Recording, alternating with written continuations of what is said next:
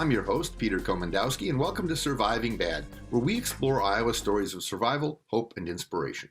Today we take a look at the world of mental health through the eyes of NAMI, the National Alliance on Mental Health, with Nina Rickman from NAMI, Iowa, and Drake University intern Brittany Freeman. We'll talk about the veil of silence that often hides mental health issues. This is an important opportunity to learn about the warning signs of mental health. Let's meet our guests. Welcome to the show. Nina, tell us a little bit about yourself and what we're doing here today. Yeah, you bet. Hi, my name is Nina Rickman, and I am the program manager at NAMI, Iowa. We are the National Alliance on Mental Illness, and we are the nation's largest grassroots mental health organization. So what does that mean? That means that all of our programs are led by people with lived experience. That's what makes us special. And we have a variety of programs. We have education classes, we have support groups, and we have presentations. So I am very happy to introduce our intern, Brittany Freeman, who is from Drake University, and she is helping us with a very specific program called Ending the Silence, and we're going to tell you more about that today. Awesome, thank you.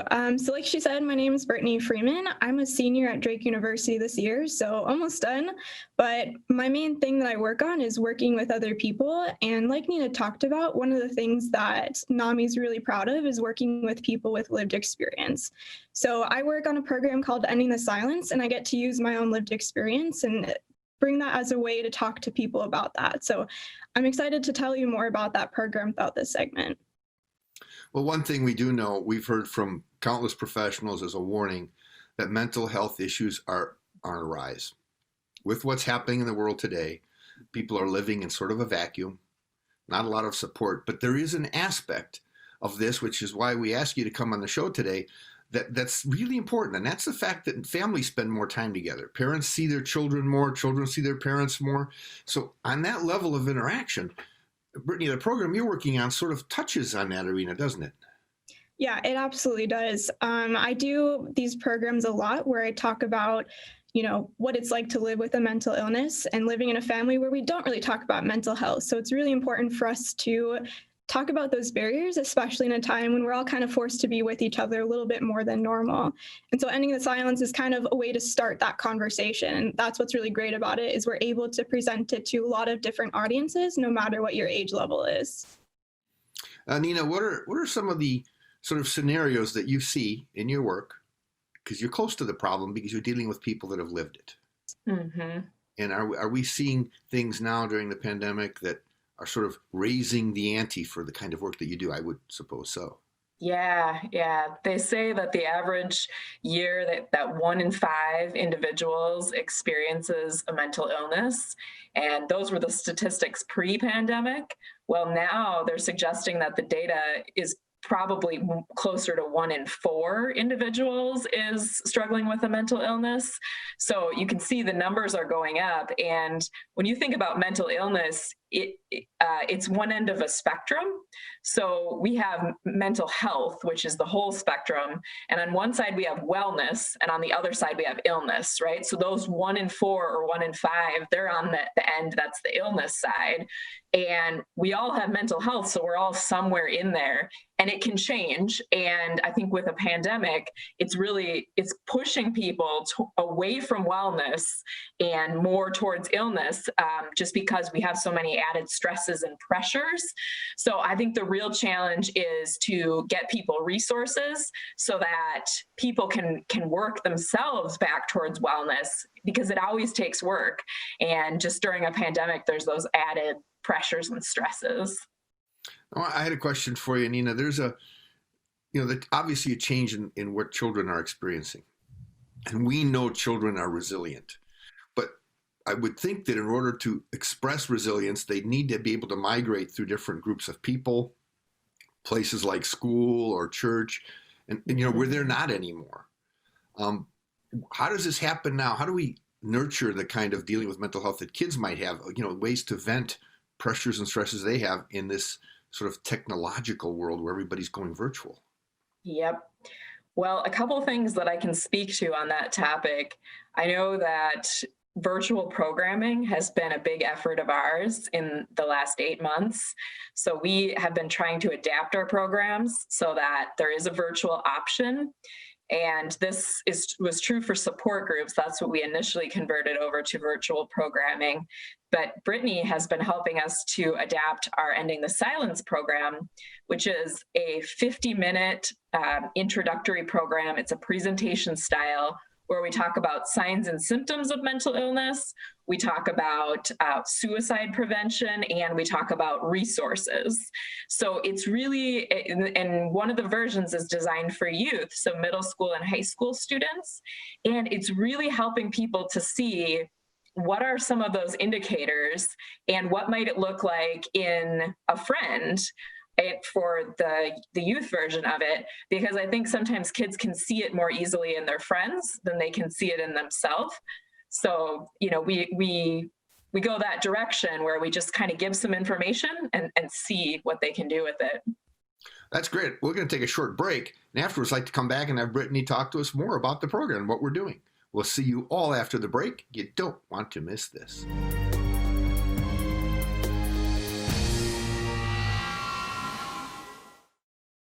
There are everyday actions to help prevent the spread of respiratory diseases. Wash your hands. Avoid close contact with people who are sick. Avoid touching your eyes, nose, and mouth. Stay home when you are sick. Cover your cough or sneeze. Clean and disinfect frequently touched objects with household cleaning spray. For more information, visit cdc.gov/COVID-19. This message brought to you by the National Association of Broadcasters and this station. Every second, 127 new devices connect to the internet. You can feel it happening. Our digital world expanding with every breath. We're entering a whole new era of connectivity, and Mediacom will be ready to power it with one of the nation's first 10G platforms. We'll be bringing you more speed, more capacity, more security, and the power to do more than you ever dreamed possible.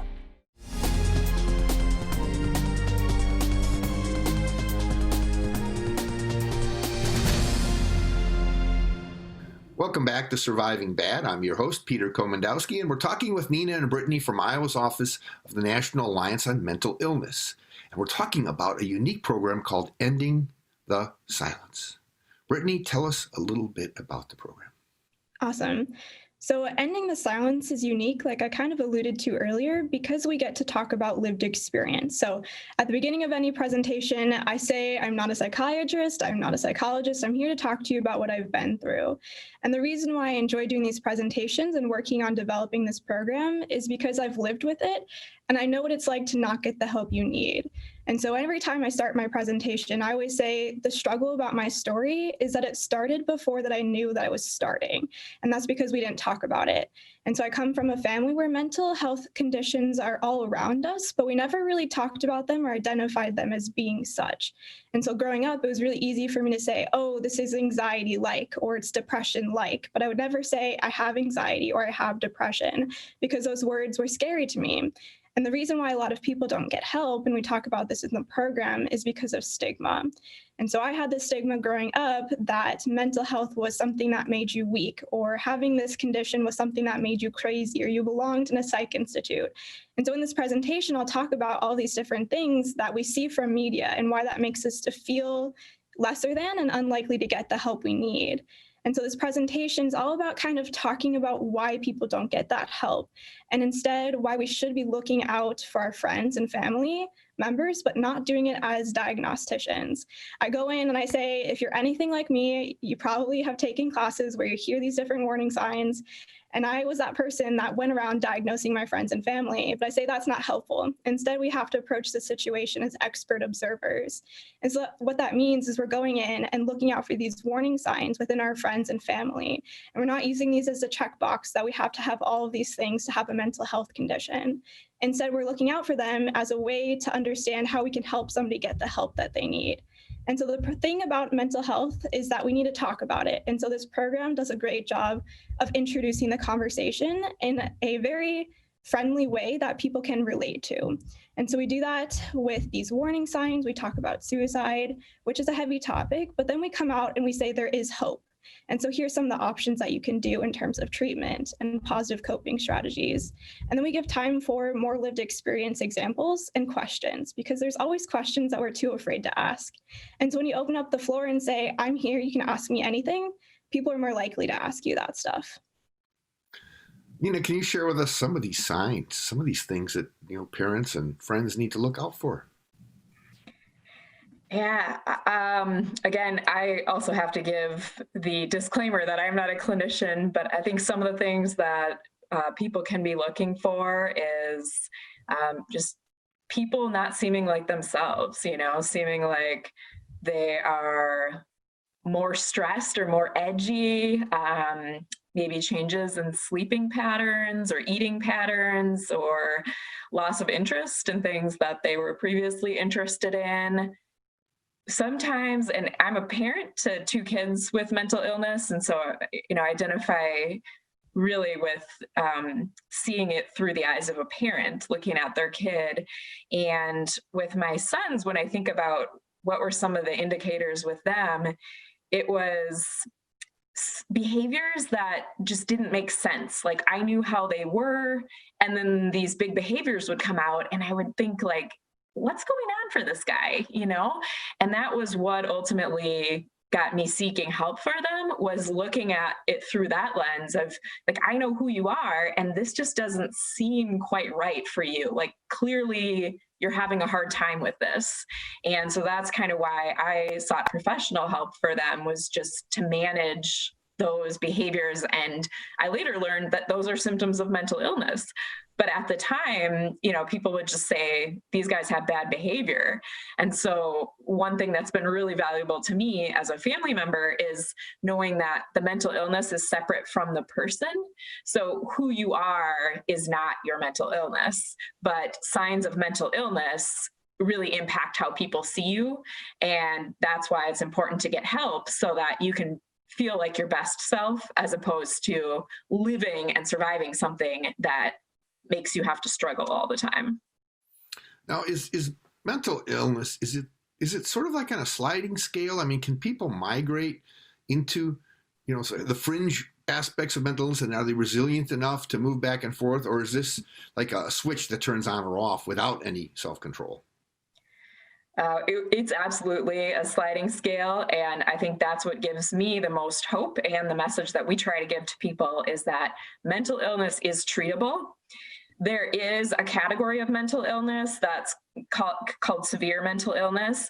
And those are more chronic conditions that are like bipolar or schizophrenia, and they require a lifetime of management. So that is one extreme end of the spectrum.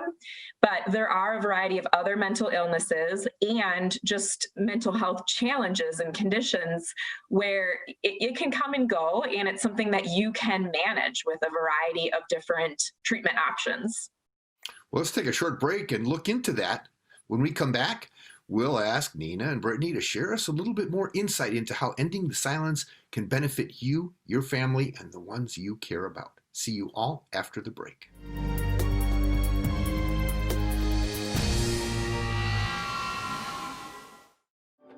While a lot is changing in our world, at Mediacom, our focus remains the same, making sure you have the fastest, most reliable connection possible. During this critical time, we know your needs are changing. You may be working or learning from home, relying on telemedicine, or finding new ways to keep everyone entertained. If you need more speed, call or go online, and Mediacom will double your speed immediately for as low as $10 more a month for 1 year. I may never have met you. We don't go way back. Maybe we wouldn't even be friends if we did. But when you wear a mask, you have my respect. Because your mask doesn't protect you. It protects me. I wear my mask to protect you. Mask up, America.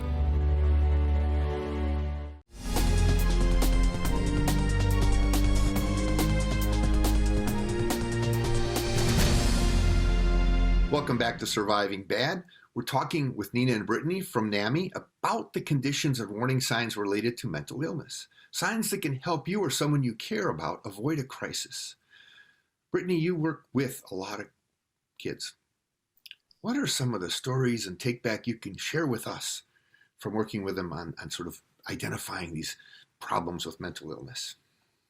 Yeah, absolutely. I think the thing that we want to talk about, right, is that everybody's story within mental health conditions is going to be different.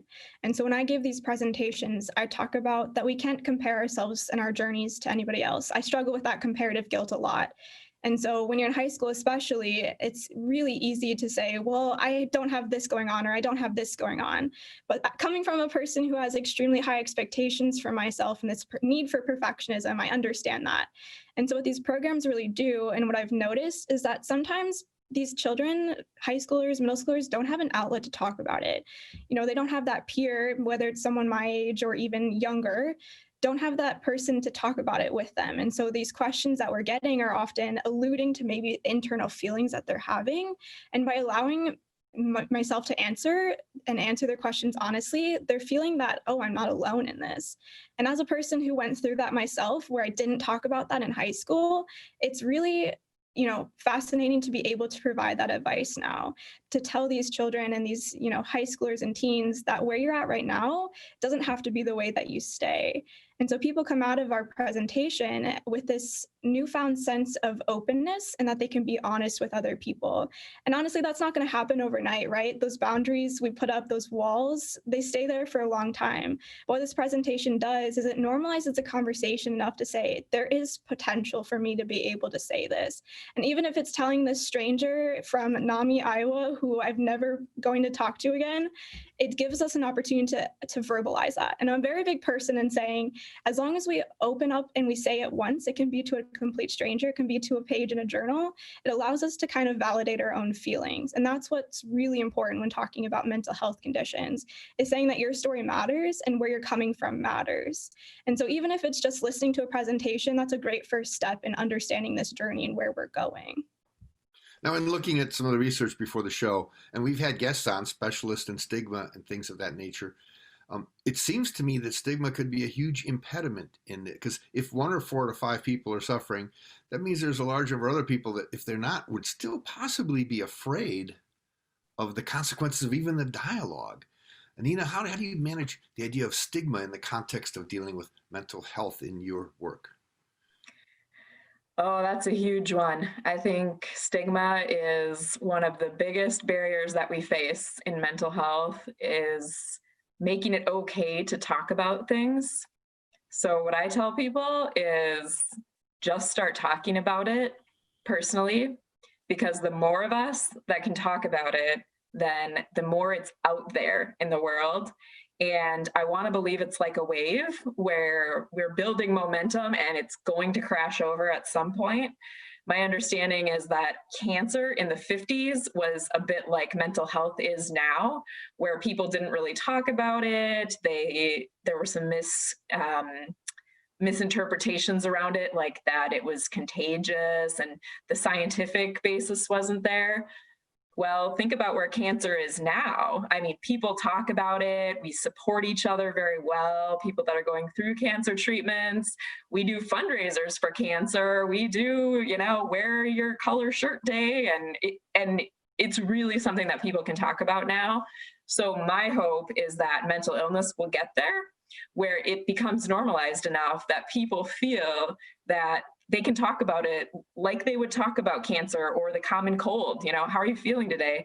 Ugh, I have a cold. Like, I wouldn't mind saying that, but I think people get more hesitant when you're not feeling well and it's related to your mental health. You hesitate. Like, someone asks you, how are you doing? Oh, I don't want to burden them. I don't want them to feel like they bit off more than they can chew by asking me. But we don't really hesitate when we have a cold. We just say, oh yeah, I'm a little under the weather. I have this cold. So my hope is we can get there. Yeah, I mean, in the early days of cancer, I grew up through it. And then people didn't want to say the word. It was the big C. I mean, it's like, we don't want to say that word because if you say the word, you might get it. Don't say depression, don't say anxiety because it'll get you. You're opening a door, and it is a big portal. So I'm glad to see that's one of the aspects that you face with the kids and the programs you do. We'd like to invite you after the break to share some more advice with people about what they can do in their daily lives, how they may access some help, and tips and pointers that you've learned from your work. We'll see you all after the break. You don't want to miss this.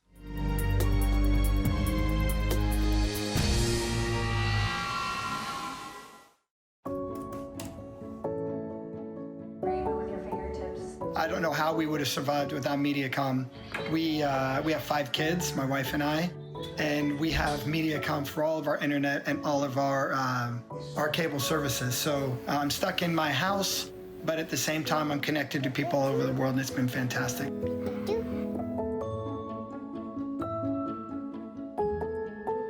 Thanks to Mediacom, I've had reliable internet to continue to work business as usual, that I can continue to provide for myself and my family.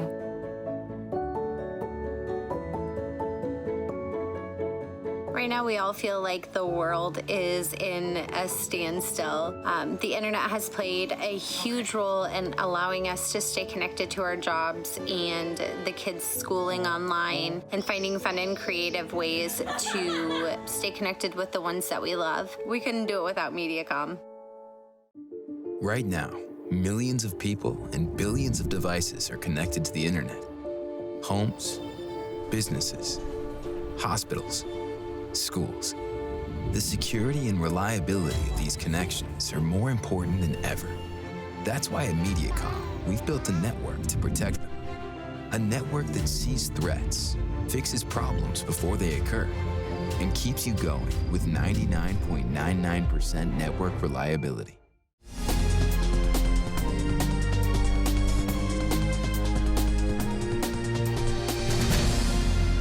Today on Surviving Bad, we're taking a moment to talk about mental illness, a problem that often emerges from a veil of silence.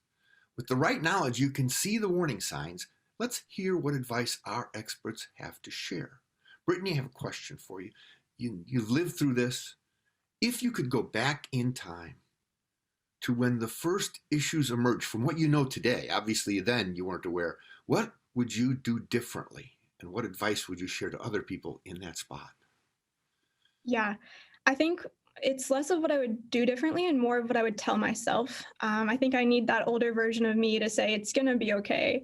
But the message that's behind that, and the message I tell to a lot of people, is that it's okay to be a little bit messy. We're all kind of a little bit messy. Like I kind of said, I struggle with that perfectionism. And as a child, especially, I thought if I'm just perfect, then I won't rock the boat, that nothing's going to happen, that I'll just keep everything sane. But what I needed to tell myself is that it's okay to be not okay, and it's okay to be a little bit messy. And we're all a little bit messy, and the more we share that, the better it's going to be. So that's the message I share, but also more than that, I share that it's okay to ask for help. That's a lesson that I have only learned within the past year, but it's something that we all need, and I needed to tell myself that earlier, is that it's okay to admit that you need help and to accept that help, because at the end of the day, you can get a lot farther with the support of others than trying to be this fiercely independent person, because that's what we need, is other people in our life. That's a great point. And Nina, you talked about those challenges that you faced. As a mom, go back in time. What could you have done differently? What signs maybe did you miss, or things that you might have approached differently, knowing what you know today? Well, I think the thing that really has helped me, and I wish I had found it sooner, is the communities of people that share the experience. So others that are family members, others that are parents to kids with mental illness. By finding those people that have the similar experience, you find a community of support. And support is everything, because the worst part is when you feel alone, when you feel like I'm going through this struggle and nobody gets it. And sometimes it's hard within our own communities to find the people that have the similar lived experience when people don't talk about it. But what I found is that once you find some people who understand it and you create that connection with them, then they can provide a lasting support to you that is so valuable because they know what you're going through. So my advice would be just get connected. There's a variety of different ways. There are support groups. There are both in-person type of things. There are online through Facebook. There are support groups, and you can get connected with people all over the country, probably all over the world. And a lot of people going through the same things. They just live elsewhere, and it has been an invaluable resource. Now, for both of you, I've had people that have dealt with mental illness and addiction, substance use disorder, say that the hard part about getting help is it's sort of like getting on the end of a diving board. You know it's safe. You know the water's not freezing. You know you're going to be okay. As a matter of fact, you might even feel a lot better if you jump in, but it's so hard that you walk up to it and there's this wall that's stopping you. A bit of advice from me to you: if somebody's facing that wall, that instant when they're thinking, I need help, and they may just turn that light off. Brittany, starting with you, what would you tell somebody to think? I think that I'd tell somebody that you're not alone in this. Just like Nina was saying, I think a lot of it comes with finding those people who will hold your hand in the dark, because sometimes it just takes somebody walking with you or somebody sitting there while you make the phone call. You just got to know that you're not the only one there, and you don't have to face that scariness alone. So finding those people who will be with you through the journey and accept you for who you are, not who you want to be or who you think you need to be. Now, Nina, for you, it's different. You've got children. So you're on the edge of that diving board with people that you're caring for and nurturing. What advice would you give to a parent in that situation? Oh, it's so tough. And I know different parents feel it in different ways. So with my kids, they were adopted from the Iowa foster care system. And so I already knew there were challenges, and I knew that I anticipated that they would need some supports and some help. But I've also met parents who really are in denial of, I feel like my kid doesn't really need something, and someone's telling me that they need this. So I know there's people all over the spectrum, but I think we're really good at giving other people advice. And so what I would say is give yourself the advice that you would give a friend and push yourself on that. So if you saw your friend and their kid was struggling and you could look from the outside and see that, likely you would say to them, like, hey, maybe you should just get a consultation and just see what comes next. Where with your own kid, you might feel like, oh my gosh, not my kid. No. But I think just try to look at it through outside eyes and do what you would do for a friend. That's fantastic. And thank you both for sharing your time today. This information is very important to people. And thank you all for joining us today. Go to our website at healthyiowa.org for more information. And keep your eye on Mediacom MC22 for our next episode of Surviving Bad, where we explore Iowa's stories of survival, hope, and inspiration. On Mediacom MC22, your local programming leader.